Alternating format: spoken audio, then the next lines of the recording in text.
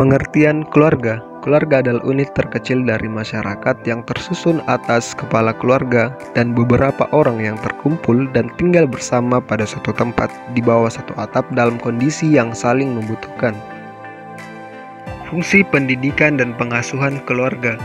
Fungsi pendidikan untuk mengajak, mengkondisikan kehidupan keluarga sebagai institusi pendidikan, sehingga terdapat proses saling berinteraksi antar anggota keluarga. Pendidikan keluarga adalah segala usaha yang dilakukan orang tua untuk kebiasaan improvisasi untuk membantu perkembangan pribadi anak. Pola asuh orang tua menurut para ahli.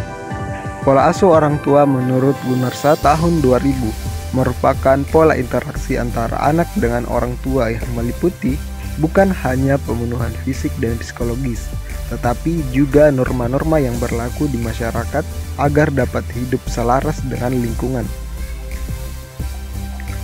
Menurut Hetherington dan Whiting 1998 mendefinisikan pola asuh sebagai proses interaksi total antara orang tua dengan anak, seperti proses pemeliharaan, pemberian makan, membersihkan, melindungi, dan proses sosialisasi anak dengan lingkungan sekitar.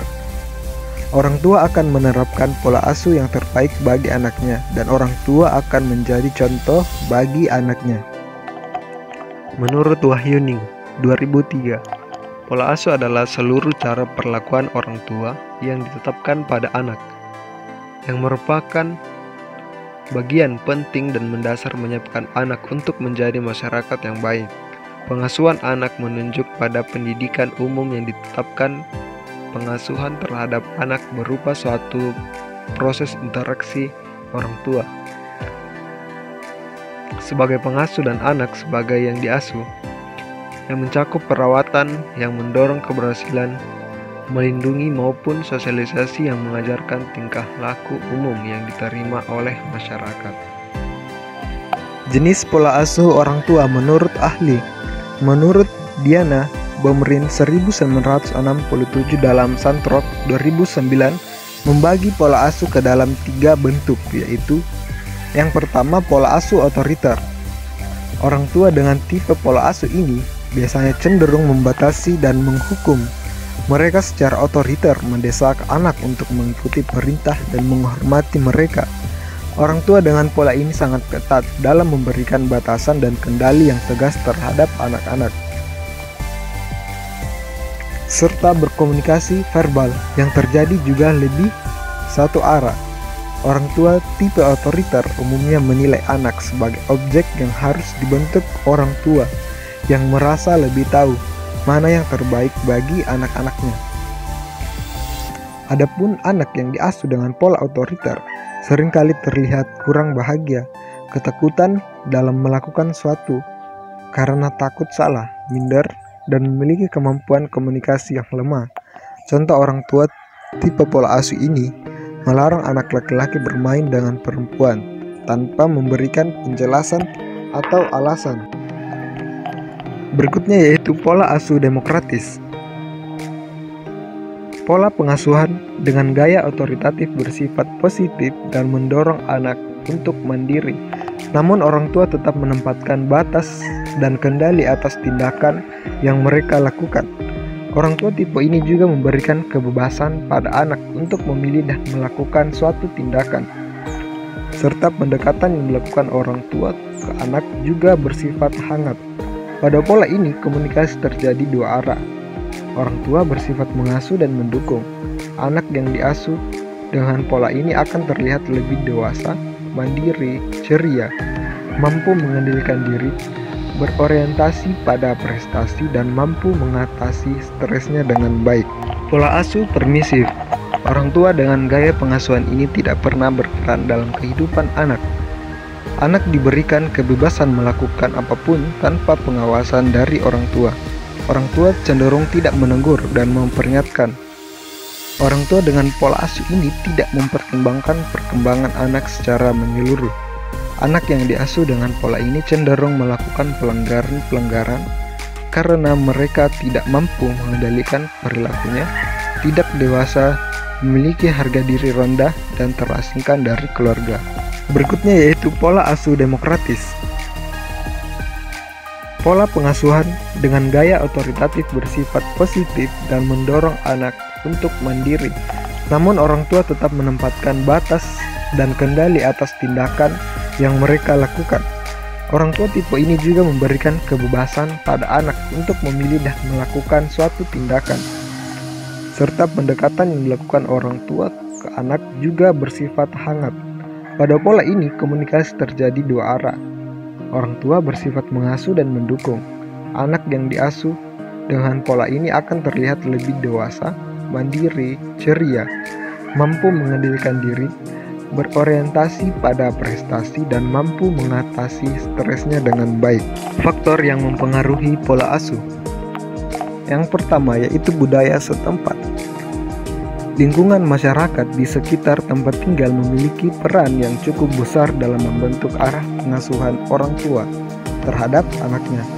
Dalam hal ini mencakup segala macam aturan, norma adat, dan budaya yang berkembang di dalamnya.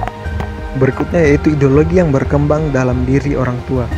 Orang tua yang memiliki keyakinan dan ideologi tertentu cenderung untuk menurunkan kepada anak-anaknya dengan harapan bahwa nantinya nilai dan ideologi tersebut dapat tertanam dan dikembangkan oleh anak di kemudian hari.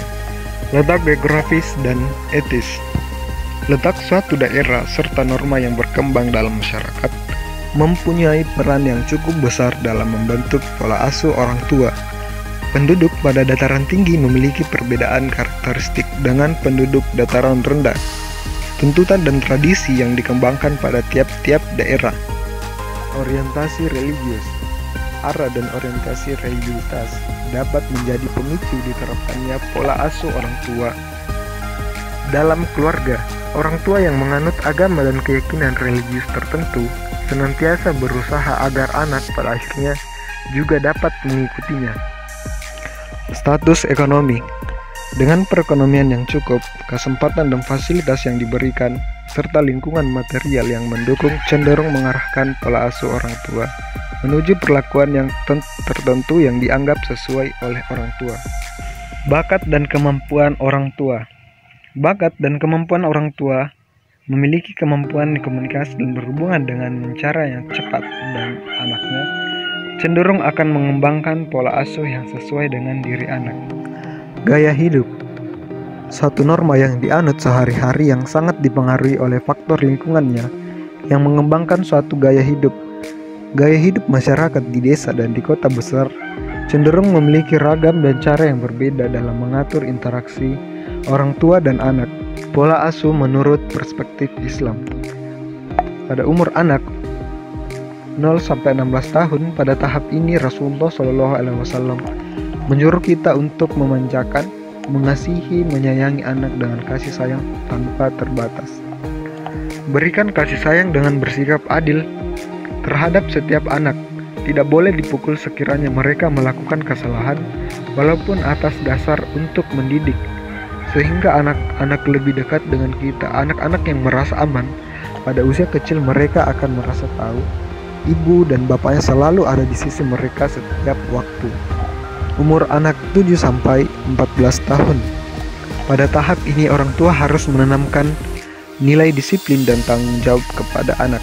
Menurut hadis Abu Daud, perintahlah anak-anak kamu supaya mendirikan salat ketika berusia 7 tahun, dan pukullah mereka ketika meninggalkan salat ketika berumur 10 tahun, dan asingkanlah tempat tidur di antara mereka, lelaki dan perempuan.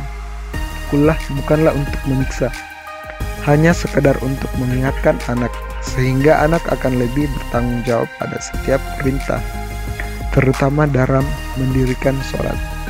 Sholat ini adalah waktu yang tepat bagi orang tua untuk membangun kepribadian akhlak anak mengikuti acuan Islam. Umur anak usia 15-21 tahun. Pada tahap remaja yang penuh sikap memberontak, pada tahap ini orang tua sebaiknya mendekati anak dengan berteman atau berkawan dengan anak. Sering berkomunikasi dengan mereka tentang sesuatu yang mereka hadapi. Jadilah pendengar yang setia kepada mereka. Jangan memarahi anak, tetapi gunakan pendekatan kepada mereka. Mereka tidak akan terpengaruh untuk keluar rumah untuk mencari kesenangan lain, karena kebahagiaan dan kesenangan sudah ada di rumah bersama keluarga. Peranan orang tua. Ayah menumbuhkan rasa percaya diri dan kompeten pada anak melalui kegiatan bermain yang lebih kasar dan melibatkan fisik baik di dalam maupun di luar ruang. Berikutnya yaitu menumbuhkan kebutuhan anak akan hasrat berprestasi pada anak melalui kegiatan mengenalkan anak tentang berbagai kisah tentang cita-cita. Berikutnya yaitu mengajarkan tentang peran jenis kelamin laki-laki, tentang bagaimana harus bertindak sebagai laki-laki, dan apa yang harus diharapkan oleh lingkungan sosial dari laki-laki.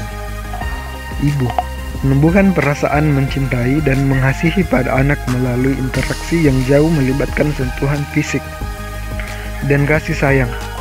Menumbuhkan kemampuan berbahasa pada anak melalui kegiatan bercerita dan mendongeng serta melalui kegiatan yang lebih dekat dengan anak, yakni berbicara dari hati ke hati kepada anak.